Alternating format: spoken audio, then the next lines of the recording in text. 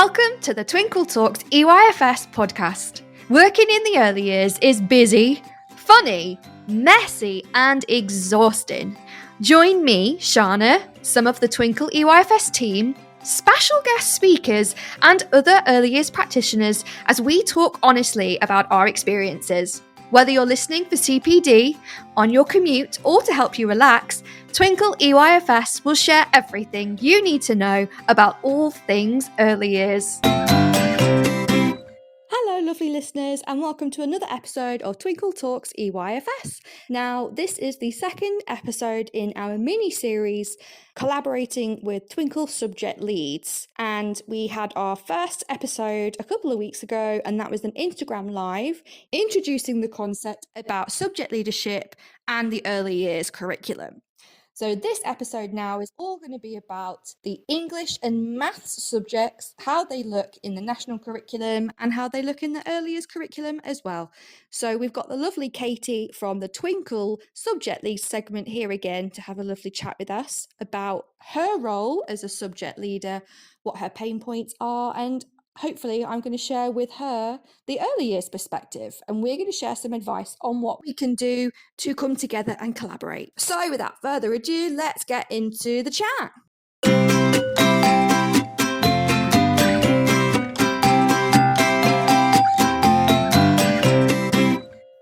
Hey Katie, thank you so much for joining me today. It's lovely Katie from the subject leads segment.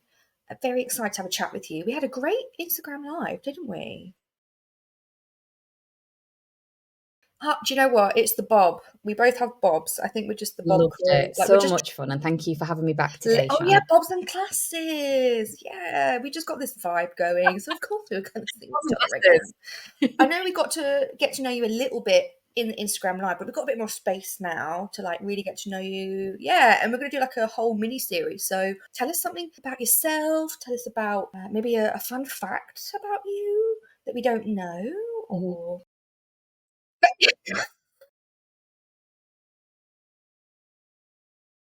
Exciting things. So, fun fact. Let's troll back. So, yeah, I've been teaching for 17 years before joining Twinkle. Really passionate about English. Led across a small trust and worked as an SLE. My kind of passion in life is supporting practitioners rather than kind of progressing. Never had those lofty aspirations of being a head teacher or anything, but I think improving practice for practitioners, but for children. We were all in education for helping children, aren't we? And improving life outcomes and opportunities. But I was very lucky really at the start of my working career to teach in New Zealand, and absolutely loved the experience taught in a place called Paraparaumu, which is on the Kapiti Coast near Wellington. And one of my favourite things was having to argue with children on school photo day that they did need to wear shoes because it was formal. Could you imagine people trekking through inner city London without shoes on, going to school in the morning? A little bit different on the Kapiti Coast. Yeah. In a place called Matamata. They when they initially built the Shire, they didn't realise it was going to be as popular as it was, so they started knocking down the entire set. And then someone went, hang on a minute, this could generate some cash. So they kept them, and it was literally in a farmer's field in the middle of nowhere. And little fun fact for anybody who's into Lord of the Rings, they decided where the Shire was going to be based on the tree by the lake. So apparently Peter Jackson was hovering around in a helicopter looking for the perfect tree in the perfect lake, and they found it on this farmer's field in Matamata and went, that's the most magical thing I've ever heard. Like, we're also yeah, that's where it was generated from. But they knocked half of it down before rebuilding it. Oh, thank you. You mean Hobbit Hole? Yeah, all right. I'll stop with the can go down that nerd wormhole sometimes. But to carry on our wonderful series on subject leads, I know it's something that you and I have been really passionate about because, of course, you lead on the subject leads for Twinkle, which is really exciting. And when you started, I remember you coming to me because we were talking a lot about, subject leadership and how it works, and then the big. But what about early years? Like, honestly, I feel like we need that on a t-shirt. Like, oh, but what about early? Like, we just say that all the time. And then it was, of course, Ofsted then updating and saying, no, subject leaders need to know all of what the subjects are up to, rather than just national curriculum.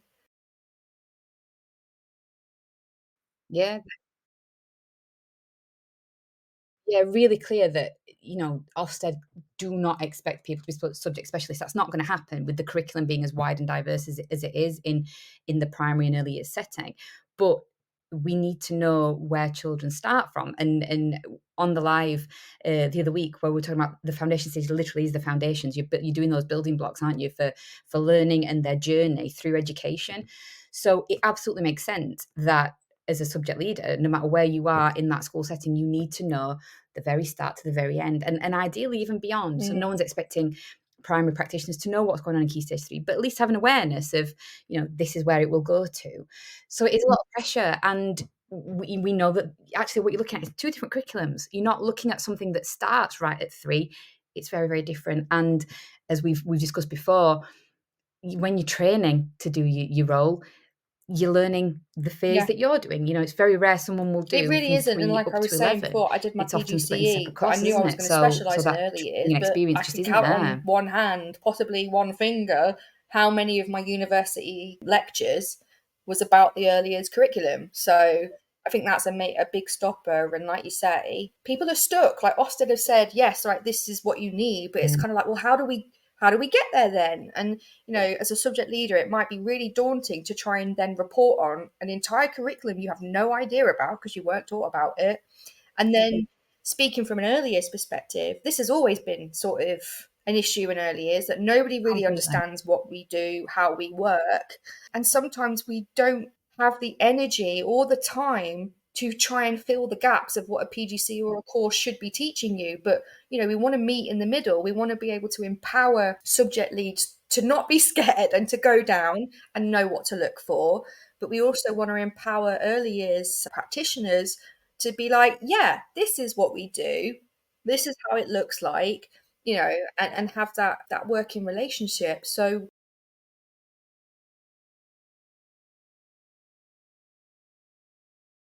It's not paying lip service. And I think from a subject lead's perspective, you have to go and monitor throughout school. But going and sitting and watching in early years doesn't tell you anything, because you just start observing the children. Yes, I know you can get a lot from that, but it's observing that practice, isn't it? But also, I'm massively passionate about not excluding early years practitioners from having that understanding further up school as well, because it's not saying this isn't relevant for you. You don't need to know about this. Yours stops at 5. That isn't what we're talking about. We're actually talking about enhancing experiences for everybody, not just one way. And I think that's good practice. That's collaboration.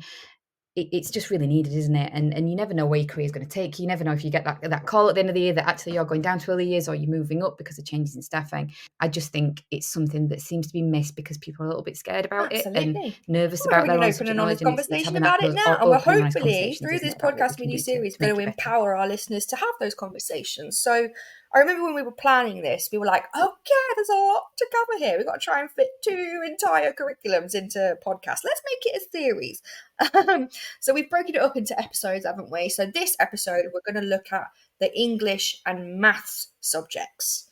So I wanted to ask you, because I obviously I know a little bit about the national curriculum, but you are an absolute guru when it comes to these subjects. How does English and maths, or what do they look like in the national curriculum?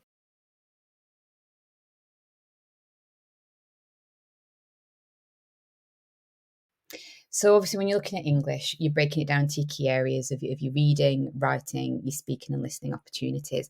And they can be broken down further, which very much would play into kind of those small steps in early years. With your reading, you're starting with the fluency, the decoding, to be able to go into comprehension. And obviously, the very foundation start point of that is your phonics and understanding the progression in phonics, which luckily, recent findings from Ofsted and the DfE is that the picturing of reading throughout the country is improving. There's been so much focus on phonics provision and support, and all that funding going into teaching hubs and English hubs. It's really had a massive impact. And I think personally, I think the next focus probably will be on the writing side, because the writing picture throughout the country is more varied. Again, you've got that issue of kind of transcription. So you kind of the nitty gritty, the bits that make up your writing, your handwriting, the spelling, that automatic flow that is needed before children can compose and be creative with their own compositions in writing. And then underpinning all that, you've got your speaking and listening elements, your vocabulary. All of that plays into that really rich English curriculum, which very much starts down in early years and getting those foundational skills in place. I think my background in English leadership, really passionate about the changes that it makes, and particularly in a post-COVID generation where speaking and listening opportunities were really limited for such a long time. Anything we can do to enhance that, it's got to be massively valuable. Same with maths, and I think the changes in the maths curriculum over the new national curriculum, when that came into play with that focus on reasoning and arithmetic, again, it's had huge impacts in the way that children are learning. Getting that fluency, almost like your handwriting and your spelling in the English side, getting that fluency in arithmetic to be able to then apply it into reasoning. And obviously, the maths national curriculum breaks down into lots of areas again. So you're looking at your number, your place value, geometry, statistics, all those different things, which, as we know, there'll be elements of that within the early years curriculum. So where would we see that, Shána? What elements of the English and Maths national curriculum would we see in the early years framework? Well, as you was talking, I was literally envisioning the framework in my brain and being like, right, that can sit there, that can sit there. And there is some crossover, which is good to know. So for listeners who haven't sort of got any experience in the early years curriculum, we have 7 areas of learning split into 3 prime areas, like our main areas that we focus on, and then 4 specific areas, which are the areas that we look at sort of once we think the prime areas are quite instilled or they're confident in them. Yep. So literacy and maths, or English and maths, are technically specific areas of the curriculum. So they're like not secondary, but you know what I mean? They're not the prime 3. And again, for the early learning goals, which is linked to that curriculum, but it's just main points at the end of the key stage, they are split as well. So for literacy, it's split into comprehension, word reading, and writing. Yep. There is kind of another really important element, though, which is phonics, because phonics, comprehension, things like that, word reading is all precursors of reading and writing in the national curriculum. So there is that as well. So we've got statements for that, which is really nice. But what I would say that not included in the literacy areas is our 2 main prime areas, communication and language, and physical. So you might think, oh, hang on a minute, like communication and language kind of makes sense because that sort of relates, I would say, to your speaking and listening. Yeah. Because for communication and language in early years, that is a prime focus for us. It's, are they able to understand instructions? Are they able to talk about simple concepts, complex concepts? Are they, allow, all that kind of stuff? Not just in a literacy or an English point of view, just sort of as in a world view, just to help them get along through life. But of course, that naturally links in with English, but also physical development is massively important. And you might not think why initially, but this is to do with the writing side of it, because as you might be aware, in early years, children aren't writing reams and reams of pages like they might do in Key Stage 1 or 2. They're getting their pre-reading and pre-writing skills. So pre-writing skills includes gross motor skills and fine motor skills. So those are the 2 areas of physical development. So your gross motor is all to do with your center of balance, how you move your body, how you control your body and all your muscles.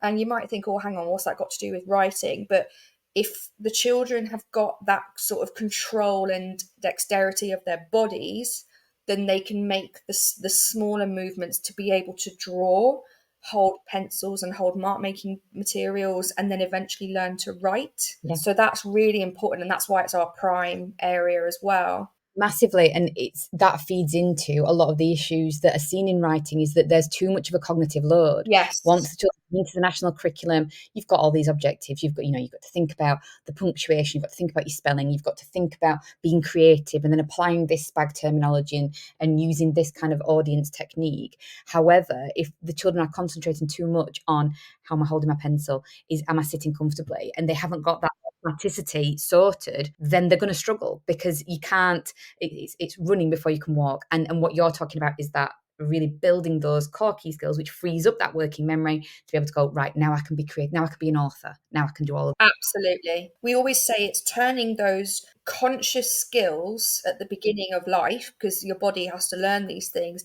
into subconscious behaviors, totally. so that they can, like you say, focus on the actual, the academic side. Is we need to actually get the body ready for learning as well, and the mind. And that's just English. Like, I haven't even touched on the math curriculum there. Like, just see how like complex it is. But it's fine, we get there.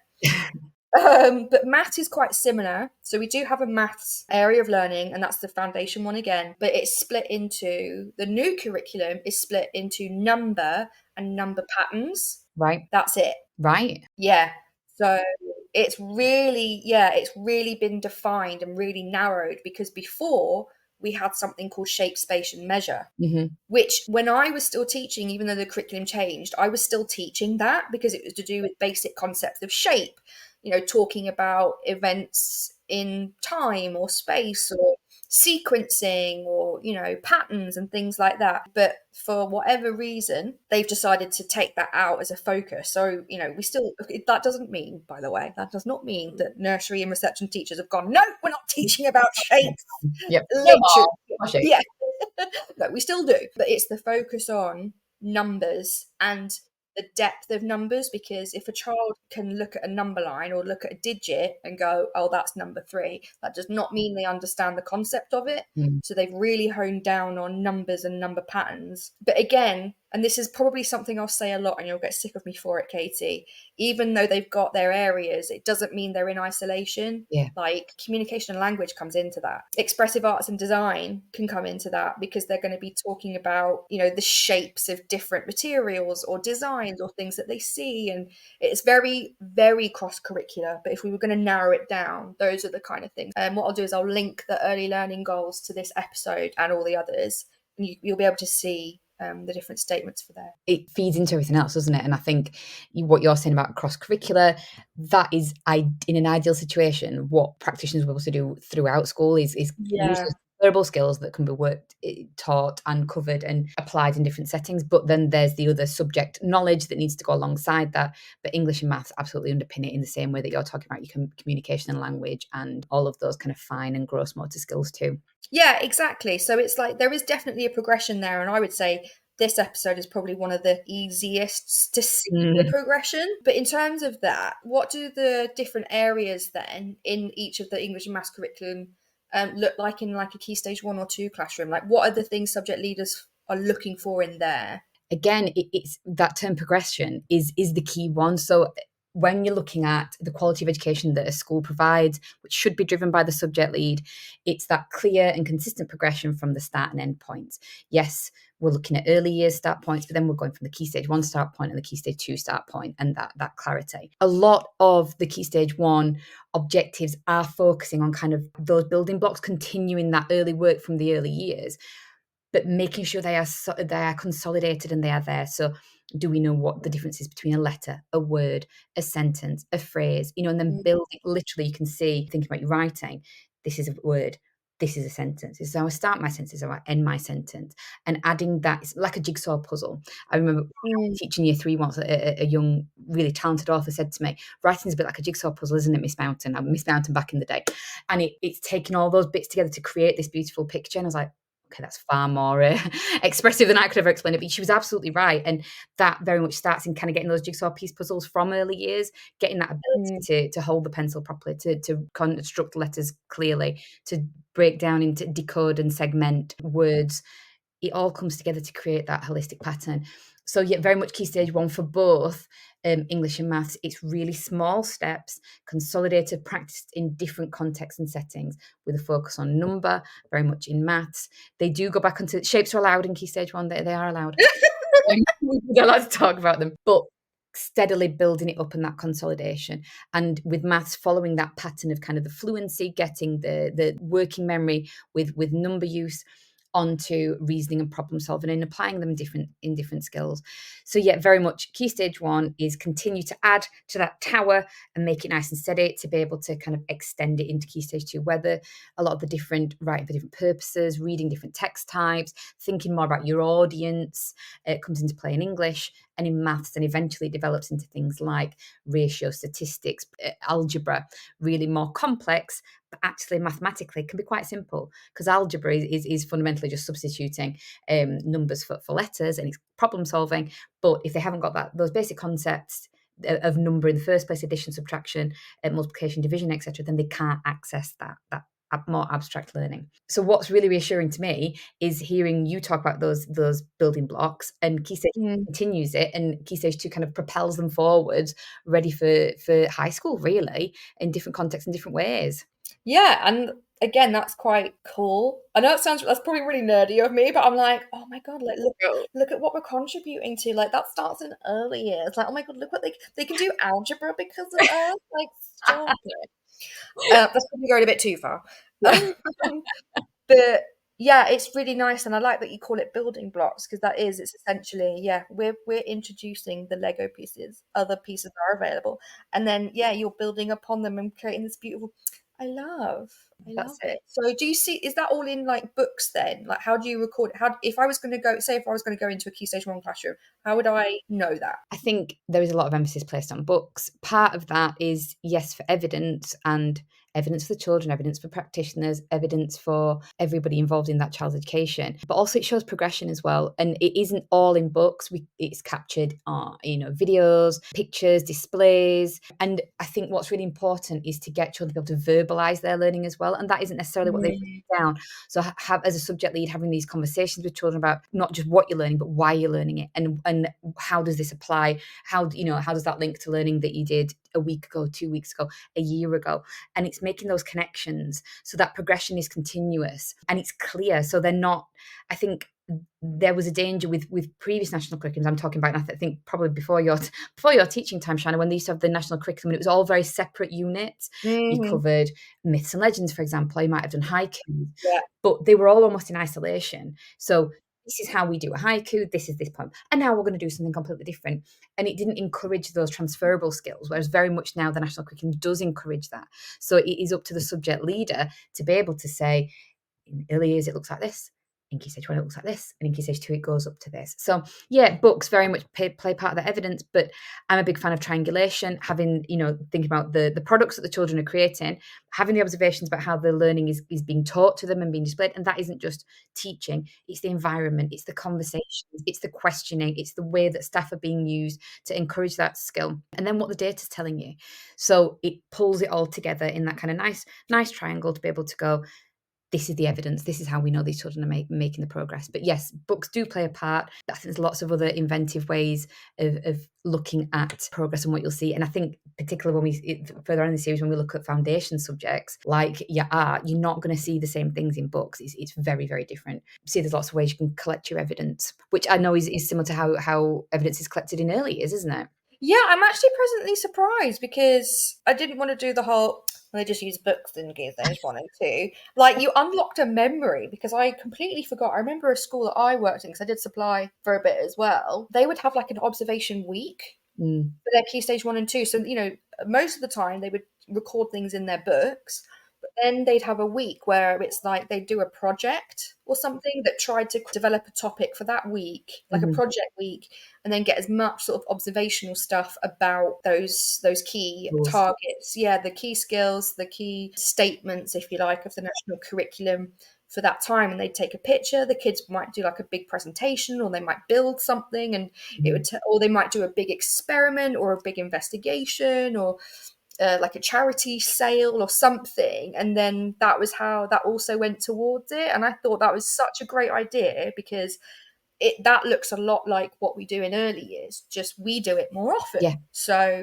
you might have heard that we use something called observations a lot more than using exercise books. A lot of early years don't use books at all, but you might see some have busy books where it's just, if they record any sort of written work, whether it's a bit of drawing, a bit of letter formation, or a bit of maths, or something, it all just goes in one book. Easy book. Yeah. Or some might have learning journals.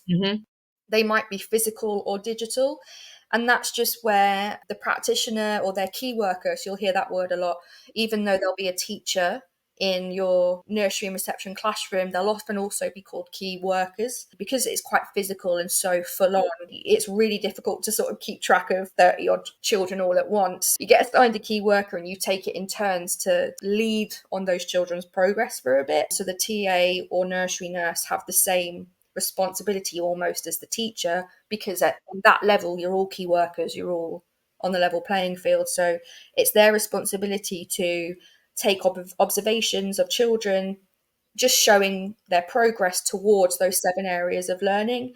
So it might be a picture of the children making something with modeling dough and showing that they're using their fine motor, they're using problem solving, and they're using something also called characteristics of effective learning. So that's kind of like another quote unquote curriculum, but not officially. It's about not just what the children learn, it's how they learn. Yeah.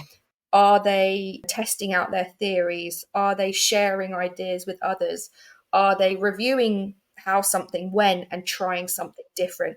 Are they persevering when things get difficult? So that's quite a lot of like scientific language that you might see in a science lesson, but it's actually just how do children learn. So you might see statements like that, as well as the 7 areas. It might be a couple of sentences just to say, you know, Katie was in the modelling area today and she was persevering using her thumbs to push holes in the modelling dough, and then it would link to the fine motor about dexterity and strength. And it could just be also pupil voice. So I know that you do that a lot in the national curriculum as well. Yeah, and it's like it might just be what the child said.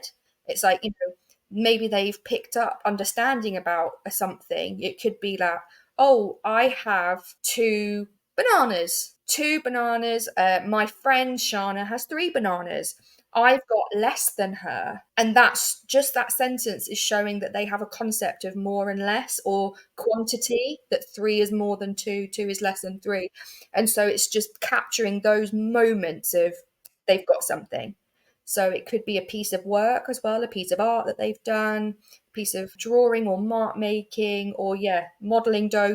We usually have like big displays all over the classroom. The classroom is kind of our exercise book, if you say. We've got models everywhere. Duplo, Lego, other bricks are available, models everywhere. Salt dough that we cook in the oven and then pop up, or the walls are covered with what they've designed, and the role play area is designed by them because they want this specific looking phone because they've got this phone at home, so they make it and then they put it in the role play area. So it's not necessarily looking at books, it's looking at the area, and like you said, it's about talking to the children, or not even talking, because as you all know, sometimes if you go into a classroom, the little ones are like, oh my god, what's that? And they just clam up, which is fair, but it's looking at how they interact. So another thing that you might see is if you're a subject leader and you're observing, you might observe the teachers and TAs are talking to the children and asking and asking those right questions. Of course, you're going to see that in early years as well, because the adults are absolutely there to scaffold the children in their learning, but also a lot of the time you will see them stepping back and just watching. And that does not mean that they're not moving on their learning. Children at that age, we give them space to be independent, to see what they do with what they've been taught. And if they can do it out of their own volition and do it by themselves without us interacting, then it's like, right, they've got it. Or let's see what they do with it. Maybe they've thought of something we haven't. But that's effective scaffolding, and that's what you're looking for in your English and math lessons, that the teacher provides the environment that is conducive to independent thought, independent working, that they've provided the knowledge that enables them to kind of get on with the task, that they're promoting risk takers and children that will have a go and have that confidence through the conversations, through everything that's been taught up to this point, to let them off they go, which is very much what you see in foundation, but maybe in a shorter, sharper, this is one particular activity, but in English, building up all those skills to let them go and write that piece of work, for example. So it's what we're actually saying is a very similar picture. So this is encouraging in the sense of this can be very much what subject leads are looking for, kind of, is that scaffolding there, is that support there to enable learning, and independent learning to be demonstrated by the children, no matter their age. Yeah, exactly. And it's nice because hopefully in having these conversations with us, like just listening to this, it might be like, oh, okay, maybe I can write a list of questions and go to my subject leads Yeah, completely. and be like, because we don't want, like we've said before, we don't want it to just be subject leaders coming down. We want to actively encourage early years staff as well to go and see where our kids are going and, see where it all connects. And I've always said that the way early years works would be so beneficial if we kept that style as much as we can. Like I know year one still do a lot of continuous provision. Yeah, absolutely. And, if we could carry that style on further up, I think a lot can be learned from early years. But what I wanted to learn from you and what we can do to sort of support English and math subject leads, like what are the biggest struggles for those leaders? I think that understanding, the fact that you do not have an English curriculum and a maths curriculum, and I've learned so much from having conversations with people in my own setting, but very much from the early years team within Twinkle, that this is how it looks. This is how, it's not English, it's communication and language, it's literacy, it's all these different things. But almost putting that out to begin with, not letting it be hunted, so English maths leads in early years, this is what you will see, and this is why we do it this way. But straight away, having this conversation between ourselves, you can see the links. You can see kind of the good practice. Good practice doesn't matter where you are and what subject you lead in. It just is. It's all the same. So I think for early years practitioners to have these conversations and don't wait for them to come to you, because we're in a situation in educational climate now at the minute where there are massive recruitment and retention issues. Subject leaders may not, we know that they're not expected to be specialists, but they may not even be long-serving members of staff. They may be very new to a role, maybe new to a subject. They've done particularly well in a foundation subject. They've been given a bigger responsibility with English and maths, for example. Be proactive, have those conversations. This is what it looks like. This is what we do. Come and observe. And I'm a huge fan of team teaching, working together, very reciprocal. Get your SLT to be involved in CPD through investing in release time for English leads, math leads to go and deliver sessions down in early years and get that feel for what they're doing and work alongside the experienced practitioners there who can explain it. Don't try and guess your way around it and go and deliver a chalk and talk subordinate clauses lesson to early years. It's not going to work. But also encouraging early years practitioners to do the other way as well, to see where they go and how it looks a bit more discreet to some degree. But yeah, I think absolutely being proactive, clear and supportive, because it is a bit of the fear unknown, and when they're really small it's a little bit scary. So yeah, keeping away from those tiddlers in early years. Yeah, no, that's really understandable. And I know I've fallen into the trap of, oh well, they're not coming down here, so I'm not even gonna, like, they're not making the effort, so I'm not gonna. But you're feeling the same thing. Absolutely. So it's kind of just like, let's empower each other to make the first step, right? Because we're all in this together, and it just takes that one person. And maybe that is just your senior leadership. Maybe it's not, maybe it's you. But it would be great to hear how our listeners are starting these conversations. Hopefully we've given them some pointers. But on that, we've actually made some really good resources on this, because I imagine if our listeners are maybe from early years and they're thinking, okay, right, I do want to go and seek the subject leaders out. I do want to be heard. Where on earth do I start? Like, it took me 3 years to be trained in early years. How am I supposed to tell this poor subject lead? We've actually made some resources, and I'll pop them in the episode description, and they're basically called, I don't know, early, like reading in the early EYFS, what English subject leaders need to know. Absolutely. And we've created that for every early learning goal sort of category, like reading, writing, things like that. And we've kind of hopefully given you the building plots to start the conversation. So like, we've got a bit on phonics and decoding. This is what happens for 3 and 4 year olds. This is what happens in reception. This is what happens in ELG. Like, these are the statements that are going to be looked at. We go into things like common exception words and fluency, understanding and correcting accuracies. Like, because you might think the books are a really good way for English, isn't it, to look at how children recognize that they've made a mistake and how do they self-correct? Are they able to spot that? And you think, oh my God, how on earth do they do that in early years?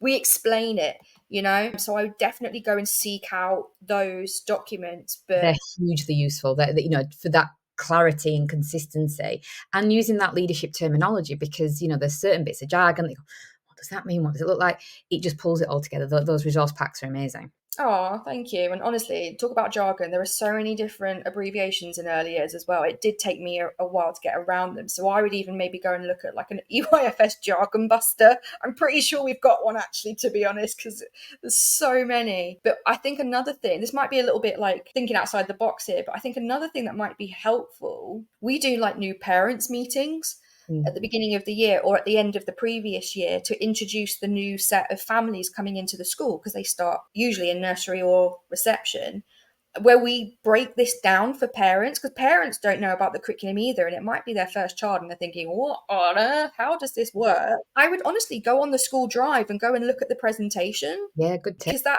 that saves like some stuff as well. So hopefully, yeah, that starting the conversation might help there. I think the word that always comes to me with anything with leadership, whether it's earlier subject, higher than that, is bravery. And you want to make that change. You want to support subject leaders and vice versa. You want early years practitioners to know what's going on. You hope your SLT are behind that. You absolutely do. But we know that there's a massive workload on leaders, and it might kind of got forgotten about or pushed to the bottom of an agenda.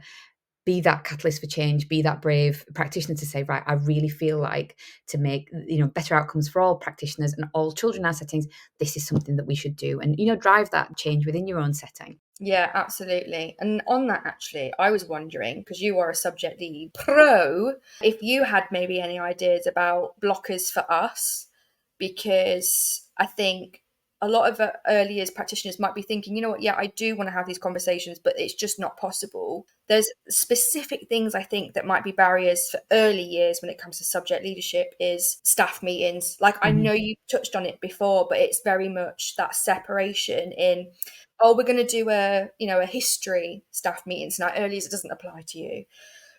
But they still expect us to go. Some of them.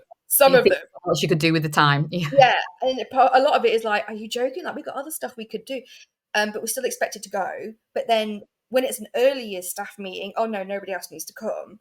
But staff meetings was a big challenge, I remember, for me, because it just sort of widened that gap for me. I felt even more isolated, and I had no idea what was going on in the school. And nobody had any idea of what we were doing in early years. And, English and maths, they're core subjects. Ofsted are going to be quizzing all of us, but the conversation just seemed to sort of be split. Again, I think it's that culture. I think, there are times when it's not going to work where, you may have assessments to do, or you may have various bits of training courses to do.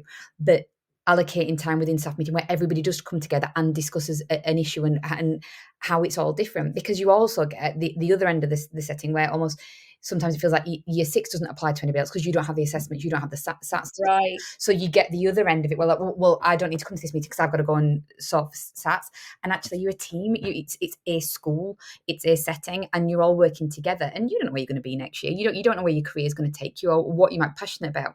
So I think, again, coming back to that bravery, having those conversations about where there is time allocated for everybody to get together and it's purposeful. It's not just, this is not relevant for you, but just sit there and listen, so we're wasting your time.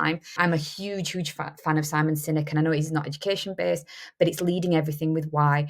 If you can get to the heart of why, then you're going to get that buy-in. So if you can, lead subject leadership and EYFS meetings with why you're doing it, so that everybody has a better understanding, everybody can enhance provision for children in your setting, then you're going to get less kickback, you're going to get less resentment, you're going to get that clarity of, actually, it probably is relevant for me. But also being realistic, is that hour staff meeting time needed, or is it 15 minutes and then breaking down?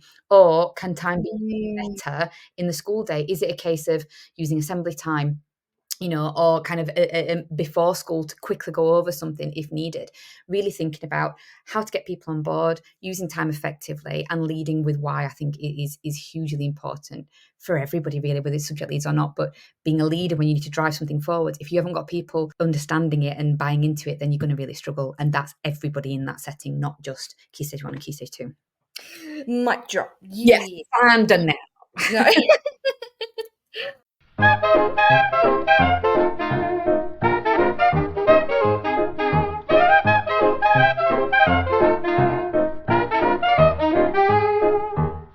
Yeah, what a way to end. I'm liking that. So hopefully we've got some great ideas for our lovely listeners to start the conversation. We'll link all the bits and stuff as well in the episodes. But before we go, I always play a game, Katie, with my guests. We love a game. Yeah, that's right. We've done the good stuff. We've done some learning. Now let's end on a high and then end on some fun things. So we're going to do a would you rather. First question's already the same. Would you rather tea or coffee? Tea. Yorkshire, born and bred, and it's got to be Yorkshire tea. So So it's only Yorkshire tea. only Yorkshire tea. Patrick Stewart's got you with the mug. Well, how can you say no to Professor X? You just can't. I hear you. I love a good tea. Proper builder's tea, me. That's my vibe. So I'm loving that. Stand your spoon. A what spoon? Stand your spoon up in it. So thick that the spoon kind of has to do some good work. Oh, yeah, that's right. I like that. The second one, I've actually never thought about this before. This is going to be an interesting one. Would you rather a whistle or a bell for the end of playtime? See, nostalgia-wise, you'd go bell, but actually, when you get that whistle, it feels like you've kind of made it a little bit, and that power that loud, burst of noise gives you. Nostalgia, I'd go with a bell. For the kind of like control freak in me, I'm going to go whistle. I can just see you actually with the whistle, like, I've made it. I'm going to puff my chest up. Now's my moment. Teacher. No, I've got to go with bell because for me, the whistle, I just don't like the tone of it. And like you say, because it's so short and sharp, sensory for me, I don't like it. But like, when people actually like whistle with their mouth, I can't do it. No, I see red. Mm. Like it makes me cross. Like I get like this urge to punch someone in the face. So it's a jealousy thing, is what you're saying? No, stop it.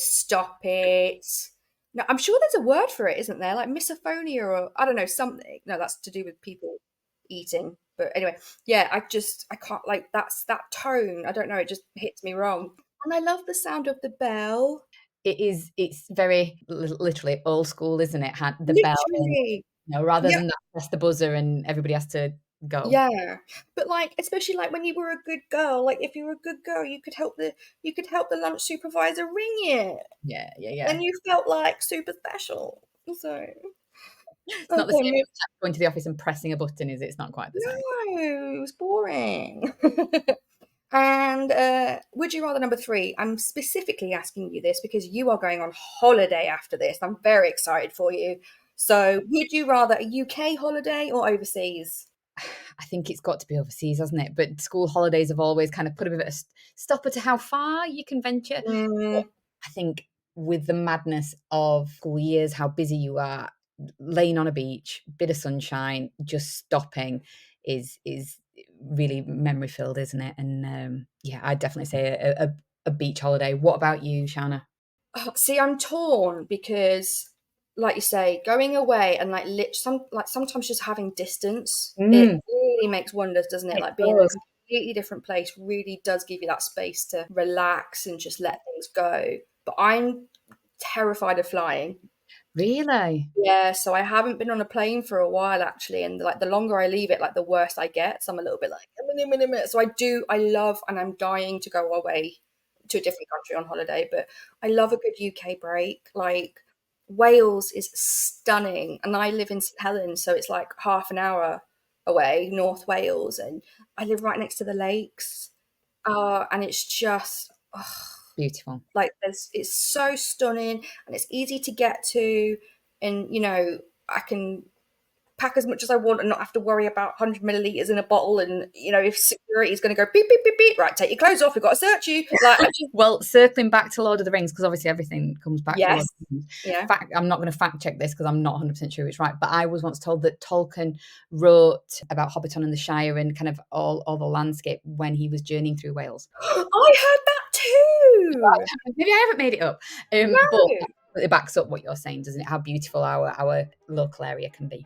Honestly, and there are some places in the Lake District that I was like, this can't be the UK, but it is. I think there's so many gorgeous hidden gems here because we live here. Like, we don't really go out and seek it, do we? But look, at this rate, love, I'll take any holiday. You know what I'm saying? So I'll sit on the fence,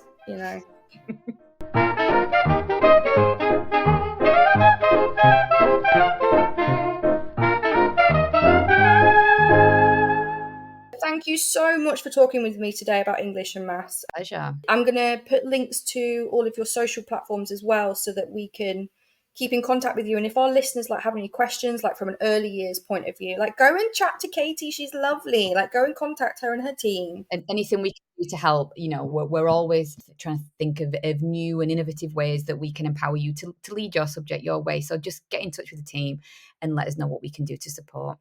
Yeah, we will. Thank you. And what subjects we'll be talking about in our next episode?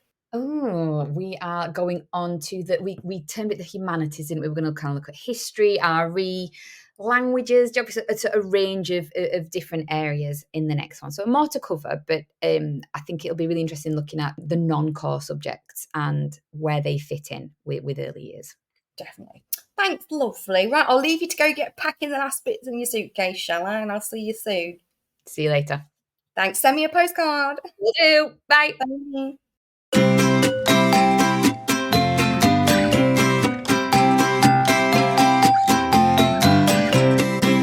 Oh, great. Thank you so much, Katie. That was just a tip in the iceberg, I think, about the subjects of English and maths. Of course, they are core subjects in the national curriculum, something that Ofsted will definitely be looking to talk about during inspections. So we hope that we have covered the basics, but if you have any questions, please refer to the episode description where we've linked really useful documents and resources to help you start those conversations and to help you learn more about what Ofsted are looking for and how it would look in the early years. But we also have a bit of a bonus because we have reached 30,000 downloads of the podcast. Yay, we would like to do a little giveaway. So you'll see linked in the episode description a bespoke resource pack to help you with subject leadership and the early years collaboration of English and maths. So this pack will be free for all customers, everyone who clicks on this link. It will be free for the first week. It will then be available to download as part of the ultimate subscription after that. But as an added bonus, if you download this resource pack in the first 3 days that this episode goes live, your email will be automatically entered into a well-being prize draw where you could win a Twinkle mug, some tea bags, and some lovely cozy Twinkle socks to give you a little boost and give you something to help you feel cozy and relaxed as you listen to the podcast. So check the episode description for our lovely 30k giveaway and best of luck. But until then, the next episode is going to be the 3rd episode in this mini-series, and we're going to be talking about, as Katie said, the humanities and the early years curriculum. So that could be your history subjects, your geography, your RE, citizenship, all things like that. So tune in for the next episode where you get to learn about that. But until then, I hope you have a wonderful day and I'll see you very soon. Goodbye.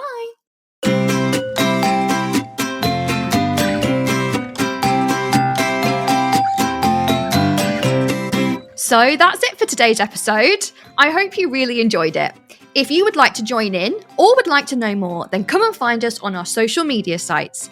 We have a Facebook page, Facebook groups, an Instagram, TikTok, Twitter, Pinterest, and YouTube. All the links of where to find us will be in our podcast description.